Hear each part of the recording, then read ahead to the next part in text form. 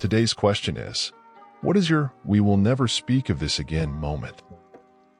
I got up one night to get some water and found that my teenage son was in the kitchen getting food. He was behind the kitchen counter, so I could only see him from the waist up. When he came around the counter into the hall, two things happened simultaneously.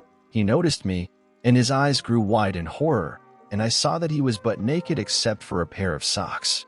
He starts trying to panic run backwards on the tile floor. Imagine Scooby-Doo trying to run but getting stuck in place in a flurry of limbs, but ended up slipping and taking a hard seat on the tile. Worst of all, he dropped his hot pocket. I made sure he was okay, then went back to bed and laughed my ass off. Years later, we were driving and reminiscing about funny memories. I said, "Do you remember that night?" And he cut me off with, "Yes." I didn't even have to specify which night. We knew, and we were silent. My brother had an imaginary girlfriend with an imaginary Facebook profile. She would post loving, imaginary messages on his wall. I asked about her a few times, then got a little more persistent. After a while, I got suspicious and did an image search for her photos. They were for another person in another country. Also, no one ever saw the imaginary girlfriend. If someone asked me about her after seeing their loving Facebook exchanges, I would kind of imply that we'd met to spare my brother and myself embarrassment. Eventually, he stopped talking about the imaginary girlfriend, and she stopped posting imaginary things. I will never ask what happened to her. I'm pretty sure he will never mention her again. She's still on Facebook. My father and I had a porn Cold War. There has been a tacit agreement never to speak of it, and we haven't. When I was a teenager, my mother found my hetero porn stash. Both parents confronted me with it when I got home from school, and of course confiscated it, and of course threw it in the bin. Or so I thought. Months later, I happened upon my collection, hidden at the bottom of my dad's wardrobe. Hidden. From my mother, clearly. So I took it back and hid it in my bedroom. What's he going to do? Tell my mother I'd taken the porn he'd hidden from her that he was supposed to have thrown out? And he found it again, and took it back, and hid it. And I found it again, and took it back, and hid it. This went on for years, and it's never been mentioned, and it never will be. The time I showed my dick to my father because I thought it was shrinking. I was 17. At school, I ate something for lunch that didn't sit well with my stomach. Next thing I know, I'm in my classroom hunched over feeling like my stomach is combusting. I go into the bathroom to find that my penis has become short and black, with the skin crusty and dry. It felt like it would rip off if you tugged on it a little. When I got home, I was hysterical because I thought I would lose my penis or that this was permanent. I decided to swallow my embarrassment and show my dad. We did nothing about it, and eventually the skin went back to normal and my penis grew back to an almost normal size. However, my penis is not as long as it used to be, both erect and flaccid. Still to this day, I don't know if the food I ate was the cause of it. It was just a slice of pizza. My dad and I have never spoken of that day. Update. I think it's important to note that I'm black and I have light brown skin, so it's possible that my penis wasn't actually black, but the contracted skin made it look darker in color, and I confused it for turning black. Also, when I showed my dad my penis looked almost normal. The skin wasn't as contracted and wasn't nearly as dry as it was when I looked in my school bathroom. That's why he decided not to take me to the hospital. Not me, but my father's story. During World War II, my father was a photographer for the 9th Army Air Corps. Most of the time it was ground-based, but occasionally he flew. During the lead-up to D-Day, he flew multiple missions in a bomber converted to a stereoscopic camera, 3D imagery platform. The bomb bay had been gutted and the camera installed there. They would overfly France and take pictures until they either ran out of film or the Luftwaffe showed up. To minimize detection, they flew alone with the escort fighters circling out over the channel. In event of an attack, they'd drop until they were skimming the waves and run for England, passing under the fighters who'd engaged the Germans while they fled. This, of course, didn't have its risks, and on more than one occasion they'd be caught too deep into France or the German fighters would get the drop on them, and they'd have to man the guns. Crew size meant even the photographers had to man a gun. So with all that, Here's the let's never speak of this again moment. They were still at a high altitude. One of the guns jammed, and the gunner took off his glove and ended up freezing his hand to the metal of the gun. He's yelling for help, and my dad goes over and says, "There's two ways to get your hand off. Either we yank it off and take the skin off your palm, or we use warm liquid." I know of only one source of that.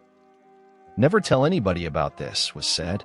Dad didn't keep his word, and thus was born the often told story of how my father pissed on a crewmate's hand and the guy thanked him for it. One day, about 7 years ago or so, I went hiking with my sisters.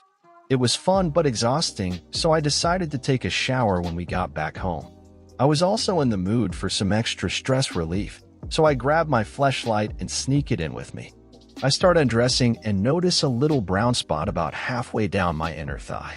Upon close inspection, I realize it's a big, fat fucking tick. Oh shit.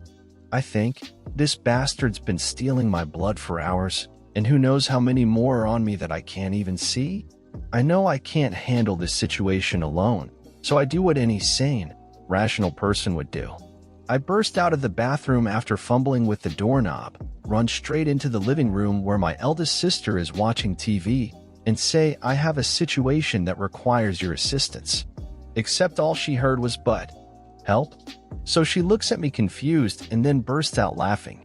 That was when I realized I'm standing in the middle of the living room, completely naked. I cover my shame and run back to the bathroom to grab a towel.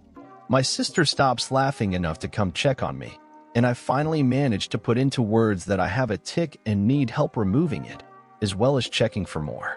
My mom hears all the racket and starts coming out of her room to see what's what. At the same time, my sister looks me dead in the eye, with the kind of face that just screams, "You're a goddamn moron," as she quickly and elegantly grabs my fleshlight off the bathroom counter and chucks it into the cabinet under the sink right before my mom turns the corner. She ended up helping get rid of the tick and check for more, obviously trying very hard not to laugh, while I just sit there in silent misery. Afterward, I beg her to never mention this to anyone. I threw my fleshlight away later that week, on garbage day, so nobody else would see it. My sister passed away a couple days ago from an overdose that we believe was a suicide. Oddly enough, this is my favorite memory of her, despite how embarrassing it is, although I'll never be able to share it with the rest of my family. I was about 15, definitely old enough to know better. I was putting spiders and ice cubes on the super hot wood stove because the Leidenfrost effect was interesting. I thought it would be funny to do it with piss. It was not funny to do it with piss. For the uninitiated, what happens is the piss vaporizes and, depending on the volume of your bladder, produces a thick and clearly visible dark brown cloud. If you can imagine the smog line in LA, it looks like that. That cloud hugs the ceiling and hangs down about a foot. It doesn't really move because it's water vapor, and it leaves a film on everything it touches. It smells like, well, like burnt piss, and you can also taste it. The cloud absolutely does not dissipate before your mother gets home from work. I was sort of a naughty kid anyhow, so she thought I had started a fire with something. In order to avoid a worse punishment, I had to take responsibility. That was the only time I can remember her looking at me with actual hatred. When I was a teenager, my best friend was over and we were drinking. I was probably 14 to 15. My mom had just recently found out my stepdad cheated on her, and they got into a huge fight that night, and he stormed off and left. My friend went out to our loft on the second floor and came running back into my room and said, "Chubby Yunny, your mom is trying to kill herself." I drunkenly ran out of my room and saw a curtain tied around the banister of the loft, and my mom roping it around her neck on the floor below while standing on a chair. I ran downstairs, grabbed a knife, held it to my stomach, and was screaming/sobbing that if she killed herself, I'd kill myself too. And I meant it too. I was prepared to stab myself in that moment. That was the only thing that made sense as an intoxicated teen at the time, the only way to get my mom to not hurt herself. She got down from the chair, grabbed the knife from me, and we both sobbed together. She then had an inpatient stay for a few days after that. We've not spoken about it since. Edit. I've minimized and blocked this story out of my brain pretty much since it's happened, and now that I'm seeing reactions to it, I realize this is something that shouldn't be minimized and I should probably deal with. My mom and I live states away from each other, and this unfortunately is just a blip within the issues that have compounded since then. She refuses to step foot in a therapist's office, not for lack of me trying to get her there, and refuses to acknowledge her mental health is an issue. Because of these reasons, it's not really an option for me to revisit this with her, and would very likely do more harm to her than good. But I know I should address this in therapy for myself. For those who have had similar experiences, thank you for sharing your stories.